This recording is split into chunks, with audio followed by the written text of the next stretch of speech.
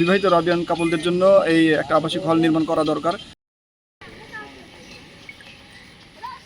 আমরা ইশতেহারে আজকে অফিসিয়ালি ঘোষণা করেছি 12 তারিখ। আজকে 12 তারিখ আমরা অফিসিয়ালি আমাদের ঐক্যবদ্ধ নতুন প্রজন্ম প্যানেলের ইশতেহার ঘোষণা করেছি।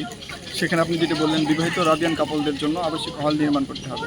দেখুন, আমরা ঢাকা বিশ্ববিদ্যালয়ে দেখেছি বিবাহিত শিক্ষার্থীদের জন্য ঢাকা বিশ্ববিদ্যালয়ে হল রয়েছে।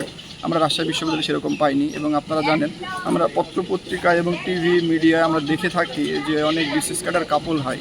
সেই জায়গা থেকে আমরা মনে করেছি স্বামী স্ত্রী যদি রাজশাহী বিশ্ববিদ্যালয়ে দুজনেই শিক্ষার্থী হয় এবং দুইজনেই সৌহার্দ্যপূর্ণ পরিবেশে, সুন্দর পরিবেশে, তাদের ভিতরে ভালোবাসাটাও থাকবে, তাদের ভিতরে পড়াশোনাটাও থাকবে, তাদের ভিতরে যে একটা স্বামী স্ত্রীর যে বন্ধন, সেই বন্ধনটা সৃষ্টি করে সুন্দর পড়ালেখার পরিবেশ তারা নিশ্চিত করবে। এবং পড়াশোনা নিশ্চিত করার পাশাপাশি তারা বিসিএস ক্যাডার হবে। তারা জন্য আমরা আরও রাজশাহী বিশ্ববিদ্যালয় থেকে অনেক বেশি কাপল বিসিএস ক্যাডার দেখতে পাই। সেই জায়গা থেকে মনে করছি যে না, আসলে এই জিনিসটা করা দরকার।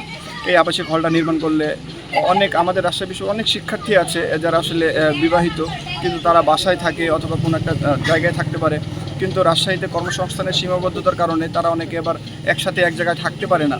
দেখুন, অনেক শিক্ষার্থী আমাদের ভাই বোন আছে, দেখা যাচ্ছে আমাদের কোনো বোন সে হলে থাকে, আমাদের কোনো ভাই সে মেসে থাকে।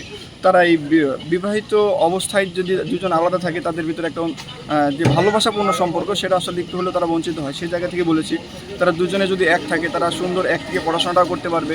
বৈবাহিক যে সম্পর্ক, সেই সম্পর্কটা তাদের দৃঢ় হবে। সব কিছু মিলিয়ে আমরা মনে করছি যে আসলে বিবাহিত রাবিয়ান কাপলদের জন্য এই একটা আবাসিক হল নির্মাণ করা দরকার। এবং আপনারা জানেন, রাজশাহী বিশ্ববিদ্যালয়ের সংখ্যাটা কিন্তু অনেক বেশি। এই সংখ্যাটা আপনি একেবারে যে নগণ্য সেটা বলতে পারেন না। আমরা দেখেছি আমাদের বিশ্ববিদ্যালয়ের আবাসিক হলগুলোতে কোনো হলের সংখ্যা আসন সংখ্যা 500, 600 কিংবা তার কম বেশি। অথচ দেখেন, রাজশাহী বিশ্ববিদ্যালয়ে এরকম রাবিয়ান কাপলদের সংখ্যা কিন্তু অনেক বেশি, যারা আসলে বিবাহিত অবস্থায় অনেকে বাসায় থাকে, অনেকে এক জায়গায় থাকতে পারেন না। সেই জায়গায় আমরা মনে করেছি যে আসলে এই জিনিসটা করা উচিত।